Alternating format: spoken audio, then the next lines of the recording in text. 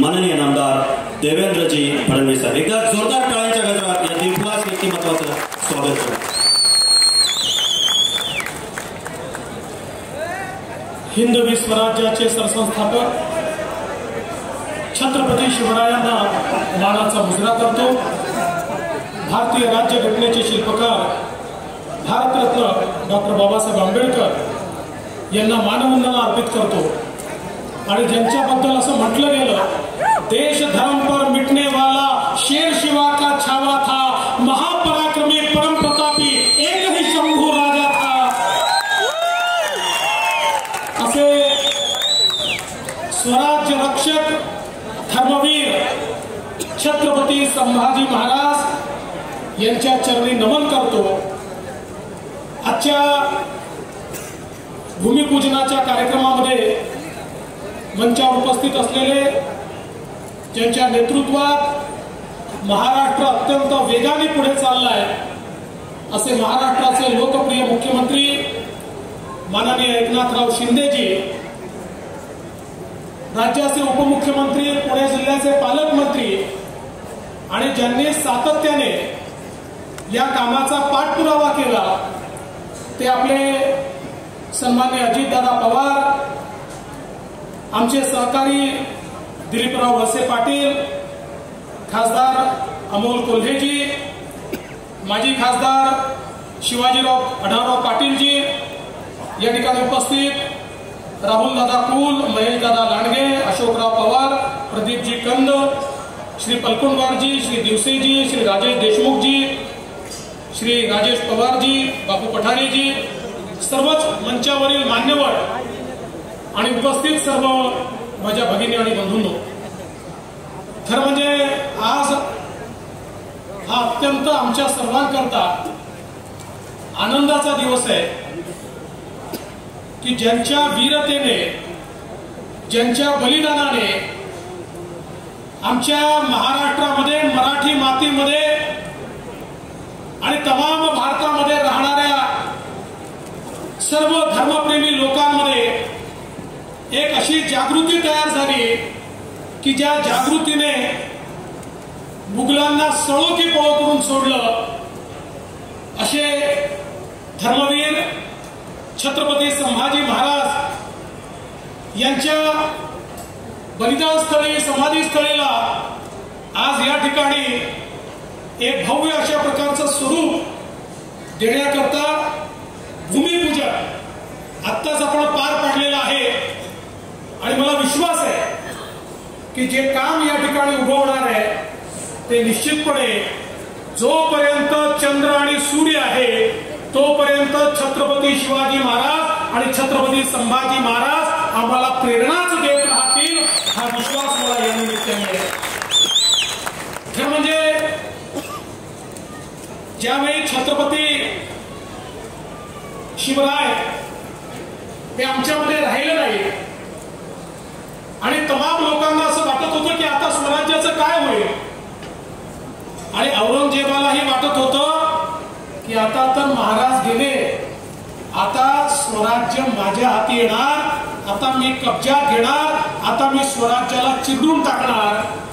अशा परिस्थितीमध्ये छत्रपती संभाजी महाराजांनी तलवार हातामध्ये घेतली, घोड्यावर त्या ठिकाणी मान ठोकली आणि मावळे घेऊन निघाले.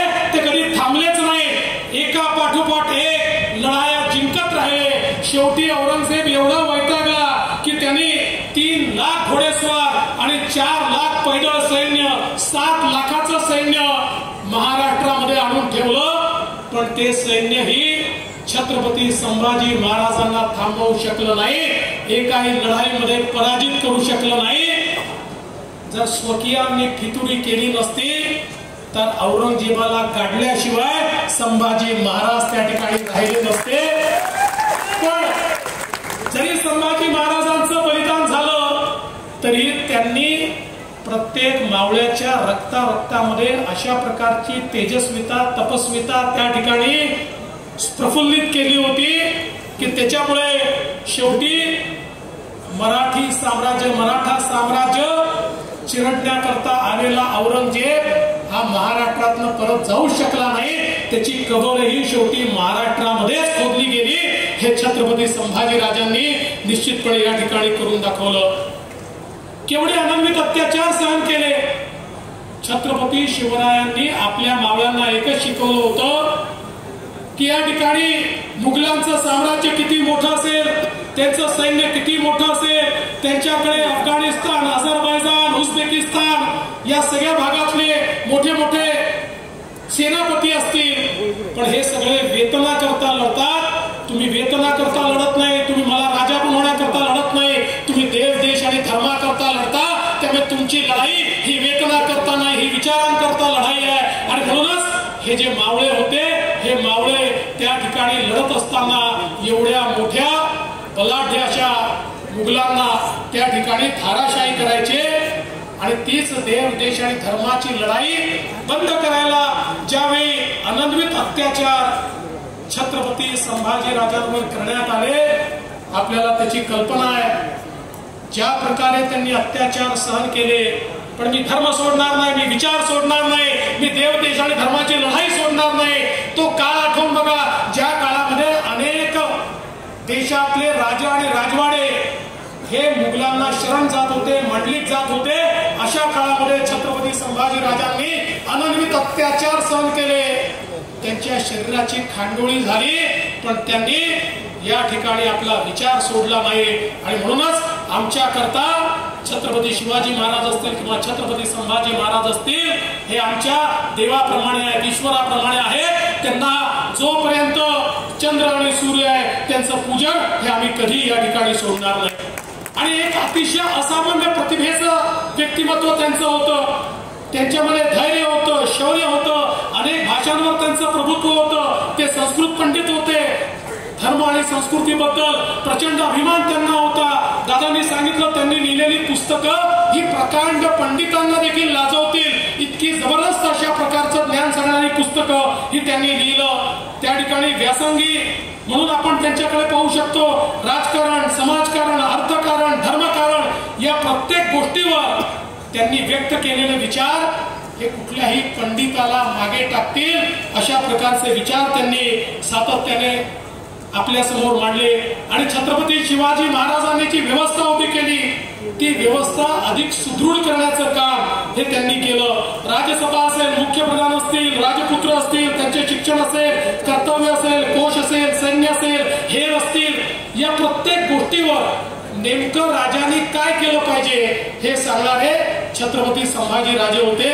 आणि म्हणूनच अत्यंत आपल्या संपूर्ण राजकारभारात निपुण असलेले हे छत्रपती संभाजी राजे महाराजांनंतर त्यांनी देखील तशाच प्रकारे राज्याची जबाबदारी या ठिकाणी सांभाळली.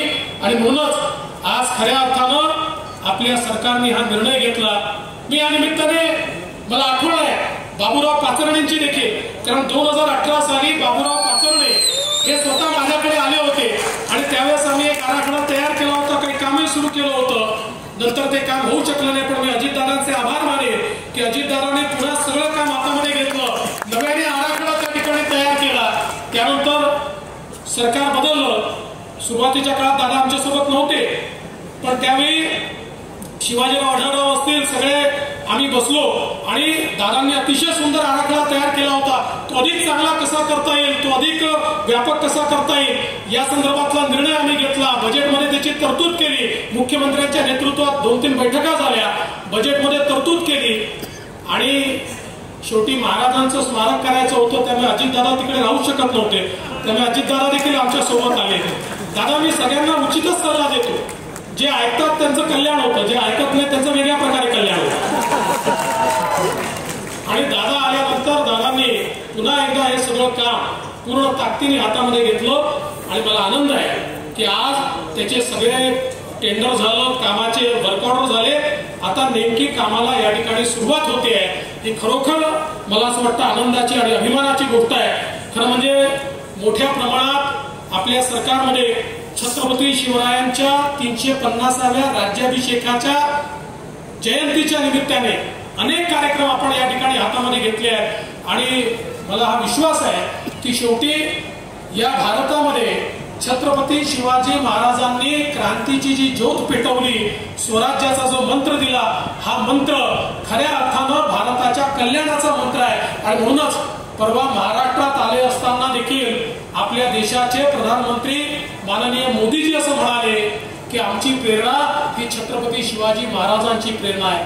आम्हाला तिसऱ्यांदा या ठिकाणी सत्ता हवी आहे, पण ती याकरता हवी आहे की छत्रपती शिवाजी महाराजांनी आम्हाला शिकवलं. छत्रपती शिवाजी महाराज छत्रपती झाले ते संपूर्ण जगाला सांगण्याकरता की मराठा साम्राज्याची, हिंदू स्वराज्याची स्थापना झालेली आहे हे सांगण्याकरता. पण छत्रपती झाल्यानंतर एकही दिवस आपल्या राजवाड्यात बसले नाही, आपल्या गादीवर बसले नाही, आराम केला नाही. दुसऱ्या दिवशी घोड्यावर मान ठोकली आणि स्वराज्याचा विस्तार करण्याकरता आणि स्वराज्याच्या रक्षणाकरता छत्रपती शिवराय निघाले. त्यांचाच आदर्श घेऊन आम्ही देखील या ठिकाणी काम करतो आहे. आणि म्हणून त्यांच्याच सारखं कार्य आम्हाला करायचं आहे हे माननीय प्रधानमंत्री मोदीजींनी सांगितलं आहे. आणि राज्यातलं सरकार देखील त्यांच्याचकडनं प्रेरणा घेऊन माननीय मोदीजींकडनं आणि छत्रपती शिवरायांकडनं प्रेरणा घेऊन राज्यातलं सरकार देखील रयतेची सेवा ही शेवटपर्यंत करत राहील हा विश्वास मी व्यक्त करतो. पुन्हा एकदा माननीय मुख्यमंत्र्यांचे आभार मानतो, माननीय अजितदादांचे आभार मानतो आणि माझं बोलणं संपवतो. जय हिंद, जय महाराष्ट्र, जय शिवराय. या निमित्तानं थोडासा कार्यक्रम